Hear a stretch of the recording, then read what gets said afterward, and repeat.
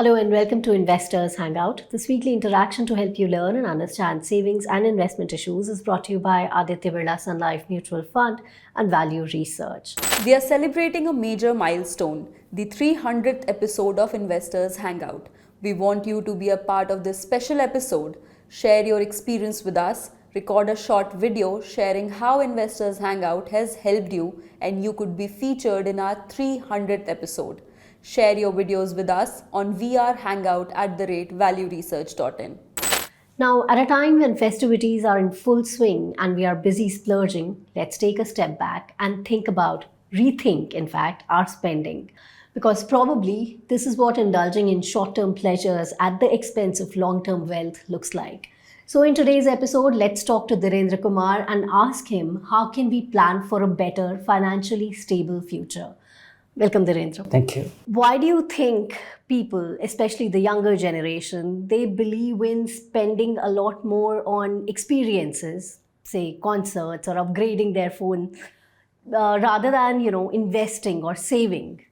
No, it's simply a matter of, their whole life experiences. Mm-hmm. They are a more confident generation. They haven't seen or they're more sure of themselves.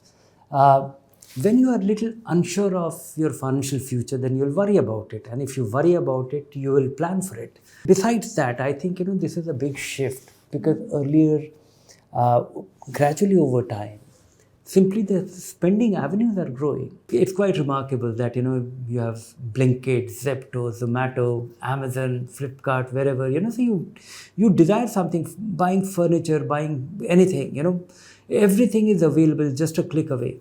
Speedy delivery. Besides that, you are confident of your future. You really don't have a problem. Then the third thing is that, some big thing which you are planning to buy or which you don't plan to buy. Simply it becomes approachable. You go and you come across an iPhone and you don't intend to buy it. But somebody tells you that this is 8,500 rupees a month EMI. You think, okay, let's take it anyway. So some big capital expenditure. If the easy credit was not available, I'll be thinking twice or I'll be thinking many times. But if it becomes 8,500 rupees and it is within the framework and, they're approachable, and then next 5 years I will be actually liable for, paying that EMI. That's how people are able to spend. You can also borrow. Nobody is, if you feel like spending, then I don't think anything constrains you from doing that. You can also mortgage your future income. And that I think is a very risky thing. If you're doing it for something flimsy, you will regret.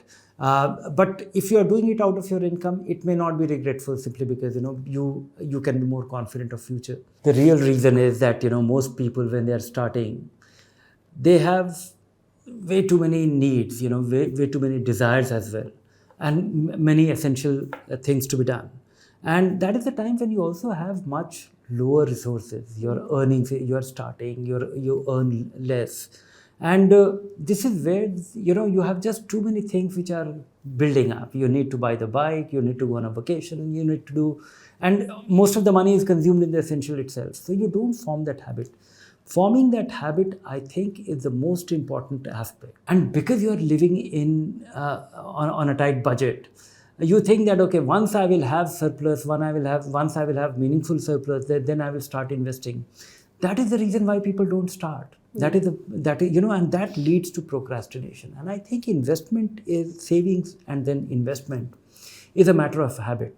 If you don't do small, then you'll keep looking for that avenue when you will have big, and you will never have that big because all these small contributions add up to making it big.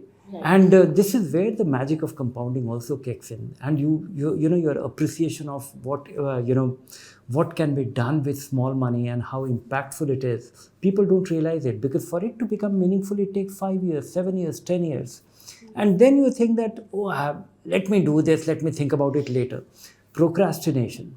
Postponing it is one of the biggest things because when you're doing it, it's tiny, it's a small amount. You are able to justify yourself that, this is too small a sum, and you never form that habit. So like you mentioned, the magic of compounding. How does this magic kick in? This magic, this magic is not appreciated till you have done it for 5-10 years. Because you start with 10,000 rupee, and in the whole of year, it will be, your own contribution will be 1,20,000 rupee. Let me just explain it to you. You go to Value Research online and look at that, that SIP calculator, and it does an assumption. You do 10,000 rupees, which I think is not a very unrealistic sum of money. And you do it for 5 year, 10 year, 15 year, 20 year, and it will not look very magical. The moment it becomes 20 years, it becomes sizable, 20 years and 10,000 rupees a month, and it becomes, the worth of that investment at 12%. I'm not saying some extraordinary return. It is lower than what Nifty has generated or Sensex has generated. It becomes 92 lakh rupees. You add one more year, and this 92 lakh rupees becomes 1 crore 4 lakh rupees. Compounding at 12%, that large capital which you never thought you will have with your 10,000 rupee becomes 1.4. Add one more year and look at 1 crore 4 lakh rupee becomes 1 crore 18 lakh rupees. This is the magic. 1,20,000 rupees is your new contribution, and the incremental growth on your principal is about 17 lakh rupees. This is what magic, once that triggers, then everybody starts appreciating, and you start believing, and you don't resist your temptation to fiddle with that. But for this to happen, you need to be very disciplined in the initial 10 years, 12 years, 15 years, because that is when it will become visible. You will have a capital which you never thought you had, or you can have. And once that grows at a phenomenal pace, primarily through equity, then I think, you start appreciating the magic, and that is the magic. So is it important, how important it is to start early? If you don't start early, then you'll never have anything. You will just be thinking. It is, without starting, it's a wishful thinking, and it's not a strategy. Right. So how can one balance enjoying, the current lifestyle with investing? Is that even possible? Are there practical, strategies to manage both? No, I think it is important to be able to spend on essential things. You can't do without it. That is what you earn. Second is that, think of what are the non-essential but important spending that you need to do. It could be buying a car or upgrading a car, which is essential for your job. So I don't think it's a wasteful thing. It may not be as essential or, something very primary. And third is that, you should have some allocation to fun as well, fun spending. But make sure that you have your budget for future income, you are postponing some of your consumption for your long-term financial security. And that is crucial. Have that, it's all about being prudent. And if you really borrow today to spend for something which is unproductive, which will not grow in value, that I think is a dangerous thing, because then there is a possibility that you will never get out of it. For emergencies, it is understandable, but borrowing to consume is a very risky strategy, because that is something where once you fall in habit of that, even when companies fall in habit of that, they are unable to get out of it, and the only way around it is bankruptcy. That will be even an individual will have a similar fate.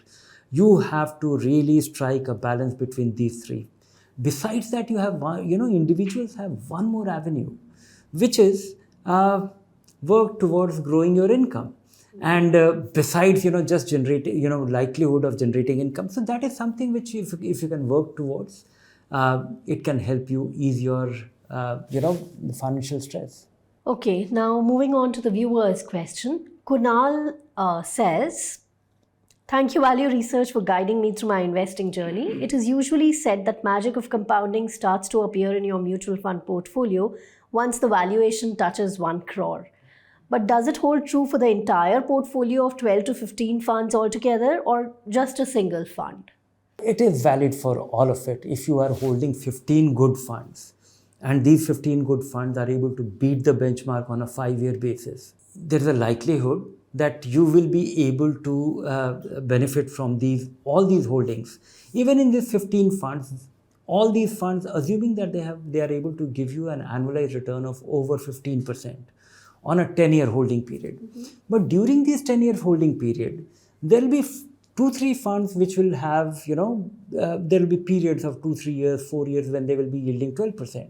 There will be others which will be yielding 24%. All these things average out. If you have, think of 2-3 small cap fund, 3-4 large cap fund, flexi cap fund, and 2-3, mid cap fund, or, a value fund. There are different times when these funds deliver you higher or lower return. And all of it on an aggregate will be able to help you generate this kind of return. And this kind of diversification is very important, because you cannot have blockbusters, only blockbusters, and the ones which are blockbuster all the time. It is impossible to have them. So it is important to diversify across style, across funds. And if you have 8, 10, 12 of them, it's fine. They should be good funds. Don't let the losers dominate your portfolio for long. Right. Well, that's all we have for you in today's episode. Keep watching this space for more information.